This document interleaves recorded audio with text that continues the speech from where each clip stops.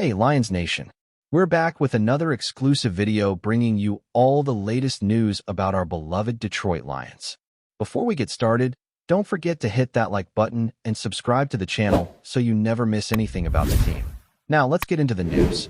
In this fictional narrative, the night the news broke felt nothing like the countless other evenings that had slipped uneventfully through Detroit's weary skyline. Because on this night, there was a heaviness in the air, an unsettling density that pressed against windows, crept through cracked door frames, and seemed to coil itself around the city like a living shadow. And those who were awake, reporters, night shift workers, insomniacs staring at dim phone screens, felt the disturbance even before the first alert flashed across their devices announcing that Sheila Hamp had fired Dan Campbell with a statement as sharp as winter glass, declaring, "We need to change in time." A phrase that echoed with the force of a warning siren and carried within it 1,000 unspoken histories, disappointments, fears, and unresolved tensions. And from the moment the words appeared, Detroit trembled with the kind of whispering storm usually reserved for the city's darkest secrets, as though the decision was not merely administrative but the triggering of something deep beneath the surface. A chain reaction of emotions and consequences that would spill far beyond the walls of the Lions facility, raising questions that no one had dared ask out loud, questions about loyalty, destiny, and the fragile boundary between faith and desperation. Because Campbell had not been just a coach to many, he had been a symbol of grit, of defiance, of the bruised but unbroken spirit of a franchise, long haunted by its own ghosts. And his firing felt less like a professional move and more like a rift tearing through the psyche of a team and a city that had invested pieces of themselves in his relentless, fire-driven leadership.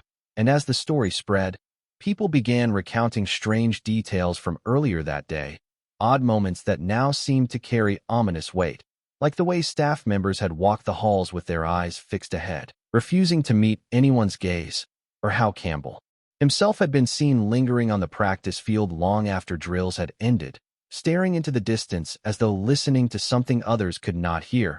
And though no one knew exactly when Sheila Hamp made her decision, speculation began to ferment in the shadows, with some insiders claiming they had sensed the shift weeks earlier, noting her increasingly distant expressions during press conferences, her tense posture in executive meetings, and the way she seemed to glide through the facility with the quiet decisiveness of someone carrying a burden she could no longer ignore.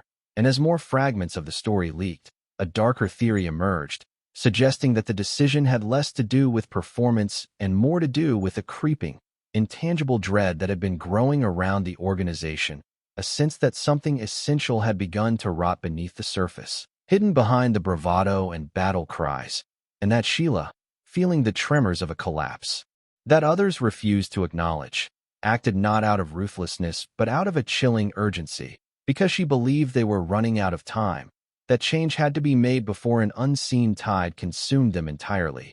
Yet even with this explanation floating through the rumor-filled air, the city struggled to process the shock, because the firing did not make sense in the usual ways firings do, lacking the cold, calculated tone of corporate severance, and instead dripping with an eerie, almost prophetic undertone, as if Sheila had glimpsed something in the future, something frightening enough to push her into a decision she herself feared. And the phrase, "we need to change in time," began to unravel inside people's minds, twisting into darker interpretations the more they thought about it. For what did "in time" truly mean?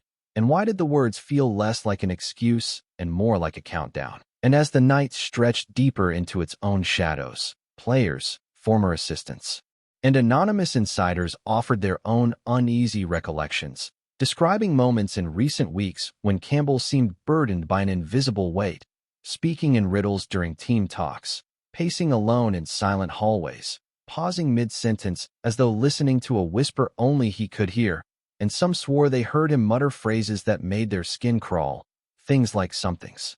Before we move on, take a second to drop a like and subscribe. That way, you'll stay up to date with every exclusive Lions update, and you'll even have a chance to win an official Detroit Lions jersey. Let's keep going. Coming, or "they feel it too." Statements they dismissed at the time as poetic intensity or the stress-induced ramblings of a coach under pressure. But now, In the wake of his removal, those phrases seemed to form a chilling mosaic of a man sensing a shift in the foundations beneath him. And as Detroit tried to understand what Sheila had done and why she had done it so abruptly, deeper fears began to spread. Fears that she had stepped into a void of responsibility that carried far heavier consequences than any ordinary executive decision. Fears that by severing Campbell from the team, she had disturbed a fragile balance, releasing tensions that had been held at bay only by his presence. Because regardless of record, regardless of odds, he had acted like a barrier between the players and the cracks forming in the foundation, absorbing pressure that no one else could see. But with him gone, those cracks might widen into something far more destructive, and this notion found silent resonance among those who observed the team closely, who sensed a disquiet beneath the surface long before the firing, a sense of eyes watching from unseen corners, of pressure building in the air during practices, of a strange heaviness that settled over the team in the final weeks like a fog that refused to lift. And now that Campbell had been removed, the fog felt thicker, almost sentient, as if waiting for a moment to reveal itself. And the players left in the aftermath felt the weight. Immediately, gathering in locker rooms that felt colder and quieter, glancing at one another with unspoken questions about what Sheila had meant and why her voice had trembled slightly when she said, "in time."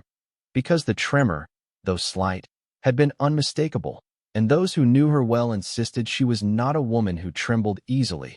And as the hours crawled toward dawn, Detroit found itself wrapped in a restless tension, the city holding its breath as though preparing for the next revelation, because no matter how hard people tried to rationalize the decision, something about it felt less like a professional choice and more like the first tremor in a much larger, darker unfolding. And throughout the city, those still awake sensed that this firing, this severing of ties between Sheila Hamp and Dan Campbell, was not an ending but a beginning, the opening act of a story that would drag the Lions, the fans, and the city itself into a shadowed narrative of doubt, fate, and the unsettling realization that the phrase, "we need to change in time," might not have been a warning about football at all, but about something far larger, something approaching quietly from the dark edges of the future. We bring you the latest Lions news every single day. So make sure you're subscribed, hit that like button, and turn on notifications so you don't miss a thing. And of course, drop a comment below with your thoughts on today's news. Your voice makes a difference for Lions Nation. See you in the next video.